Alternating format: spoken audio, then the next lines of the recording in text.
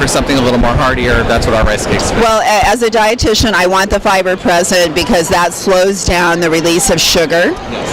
And so the fact that you guys keep it on, you just scored big time points with me, okay? And so then we make it a little more indulgent. This is a smaller size rice cake than we normally have. And so we're able to put a little bit of chocolate on top of it and makes a nice snack that's about 100 calories. You know, and I love these like single serve. I mean, this is something people can keep in their desk at work. Yes. You know, because you get that craving and you don't want to go to the vending machine. Yes. And I tell you, I absolutely love this product. Thanks. When you guys sent me a sample of this, I was thrilled. I saw the potential in it, and the fact that you are also fair trade chocolate. Yes, fair trade and organic.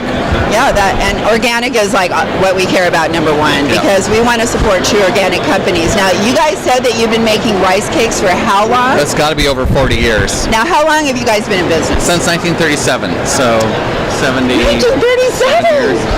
That is, and you sustained all this time, and even back then, were you growing sustainably and not using pesticides? Correct. We were organic before the organic system was put together. It had to do with the fact that there were no chemicals to buy to put on the land back then. And then when the chemicals were brought around to put on the land, well, the Lundberg family probably looked at it and said, why are we going to pay for chemicals?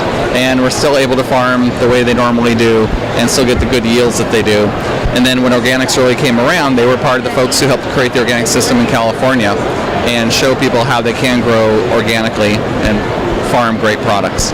Well, one of the things I love about Lundberg Farms, you know, the fact that you are organic and your growing methods, because there is a big difference in like how you grow, because you make these rice cakes because you make rice. You have great flavored rices, you have bulk rices, you know, and well, why don't we talk about that for a second, your other products, and then let's just for a second talk about the differences in like how you grow rice compared to other conventional rice farmers. Sure. So we grow about 19 different varieties of rice, and a lot of those are different colored brands.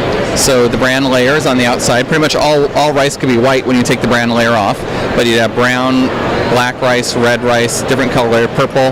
And then different varieties from different parts of the world. We grow a jasmine, we grow a basmati, grow a basic long grain and short grain rice, and we grow organically. But growing all those different varieties is what really makes us different, because most growers out there only grow one or two varieties tops. And then growing organically is different in the fact that we don't use the chemical-based fertilizers or pesticides or herbicides. Now, I lived in Northern California, and I know that there can be, during rice harvest time, a lot of air pollution.